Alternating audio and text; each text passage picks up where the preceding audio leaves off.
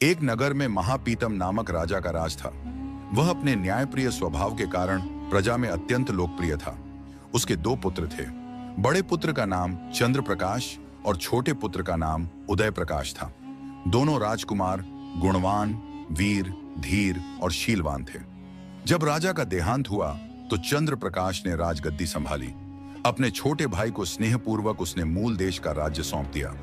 उदय प्रकाश ने बड़े भाई की आज्ञा को सिरोधार्य मानते हुए बार्सिलोना, जो मूल देश का सबसे बड़ा और उत्तम शहर था, को अपनी राजधानी बनाया और वहां राज्य का संचालन करने लगा।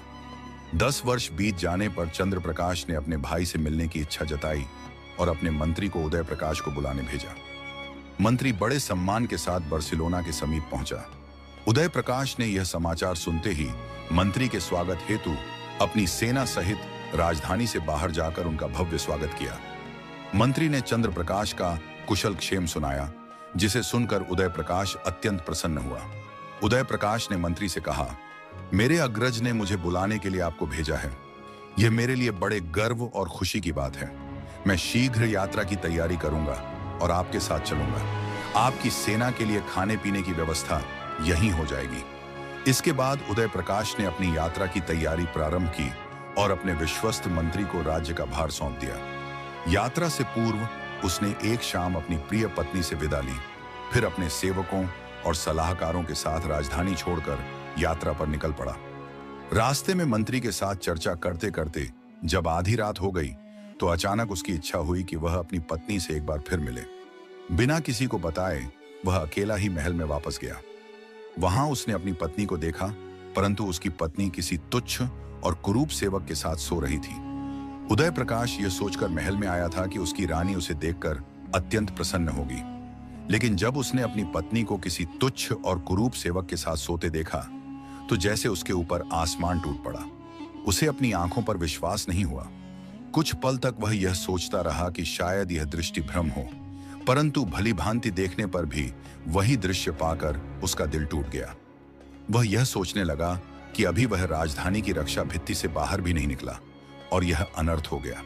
क्रोधाग्नि में जलते हुए उसने अपनी तलवार निकाली और एक ही वार में दोनों के सिर धड़ से अलग कर दिए।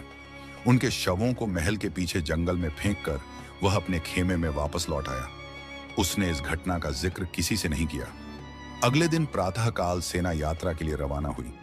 उसके साथी यात्रा का आनंद ले रहे थे, लेकिन उदय प्रकाश अपनी पत्नी के विश्वासघात को याद कर मन ही मन दुखी था। उसका चेहरा दिनों दिन पीला पड़ता जा रहा था। पूरी यात्रा इसी दुख और उदासी में बीती। जब वह अपने भाई चंद्र प्रकाश की राजधानी के समीप पहुंचा तो चंद्र प्रकाश को उसके आगमन की सूचना मिली। चंद्र प्रकाश अपने दरबारियों के साथ उदय प्रकाश के स्वागत के लिए आया। जब दोनों भाई एक दूसरे के पास पहुंचे तो घोड़ों से उतरकर गले मिले। उन्होंने एक दूसरे की कुशल क्षेम पूछी और बड़े सम्मान के साथ राजमहल की ओर रवाना हुए। चंद्र प्रकाश ने अपने भाई के लिए एक विशेष महल तैयार करवाया था। वह महल भव्य और राजसी आतिथ्य के योग्य था। खिड़की से पूरी राजधानी का खूबसूरत नजारा दिखाई देता था और सामने एक सुंदर बगिया थी। उदय प्रकाश को उसी महल में ठहराया गया जो उसकी गरिमा और चंद्र प्रकाश के स्नेह को दर्शाता था। चंद्र प्रकाश ने अपने भाई से स्नान करने को कहा। उदय प्रकाश स्नान करके नए वस्त्र पहनकर आया और दोनों भाई महल के मंच पर बैठकर देर तक बातें करने लगे। सारे दरबारी अपने अपने स्थान पर खड़े होकर राजकुमारों की सेवा में तत्पर रहे। भोजन के उपरांत भी दोनों भाई देर रात तक वार्तालाप करते रहे। जब रात काफी बीत गई तो चंद्र प्रकाश अपने भाई को आतिथ्य गृह में छोड़कर अपने महल की ओर चला गया, लेकिन जैसे ही वह अकेला हुआ उसके मन में उदासी छा गई। पलंग पर बैठकर वह आंसू बहाने लगा। उदय प्रकाश ने अपने भाई के सामने अपना दुख छिपाए रखा था, लेकिन भीतर ही भीतर उसकी पीड़ा बढ़ती जा रही थी। वह अपनी पत्नी के विश्वासघात और उस रात की घटना को भूल नहीं पा रहा था। उसकी रातें करवटें बदलते और चिंता में डूबे बीतती थी। इस दुख और चिंता के कारण उसका शरीर धीरे धीरे कमजोर होता जा रहा था। चंद्र प्रकाश ने जब अपने भाई की ऐसी दशा देखी तो उसे गहरी चिंता हुई। वह सोचने लगा, मैं अपने भाई से इतना प्रेम करता हूँ, उसकी हर सुख सुविधा का ध्यान रखता हूँ, फिर भी उसे सदा दुखी और पीड़ित देखता हूँ। क्या उसे अपने राज्य की चिंता सता रही है या उसकी पत्नी का वियोग उसे खाए जा रहा है? कहीं मैंने उसे यहाँ बुलाकर अनजाने में दुख के सागर में तो नहीं डाल दिया? यह सोचकर उसने निर्णय लिया कि उदय प्रकाश को समझा बुझाकर और बहुमूल्य उपहार देकर बार्सिलोना वापस भेज देना चाहिए। उसने अपने देश की सबसे बहुमूल्य वस्तुएं भेजी और उदय प्रकाश का मन बहलाने के लिए विविध कार्यक्रम आयोजित करवाए। लेकिन उदय प्रकाश की उदासी कम होने के बजाय और बढ़ती गई। आखिरकार चंद्र प्रकाश ने अपने दरबारियों से कहा, सुनने में आया है कि यहाँ से 2 दिन की राह पर एक घना जंगल है जहाँ बहुत अच्छा शिकार मिलता है। मैं वहाँ शिकार खेलने जाना चाहता हूँ। तुम लोग भी तैयारी करो और उदय प्रकाश से भी साथ चलने को कहो। शायद शिकार का आनंद उसे प्रसन्न कर सके। जब उदय प्रकाश से शिकार पर चलने के लिए कहा गया तो उसने निवेदन किया, भैया मेरी तबीयत ठीक नहीं है, इस कारण मैं शिकार पर नहीं जा सकता। चंद्र प्रकाश ने कहा, अच्छी बात है, यदि तुम्हारा यहीं रहने का मन है तो रहो, लेकिन मैं अपनी तैयारी पूरी कर चुका हूं, इसलिए मैं शिकार पर जा रहा हूं। यह कहकर वह अपनी सेना और दरबारियों के साथ जंगल की ओर रवाना हो गया। उदय प्रकाश ने अपने कक्ष का द्वार अंदर से बंद कर लिया और खिड़की पर जाकर बैठ गया। वहां से उसे शाही महल का सुंदर बाग दिखाई देता था। वह खूबसूरत पुष्पों और पक्षियों के कलरव को देखकर अपना मन बहलाने की कोशिश करने लगा, लेकिन बाग की शोभा से उसका मन हल्का होने के बजाय पत्नी के कुकर्म की यादें उसे और कचोटने लगी।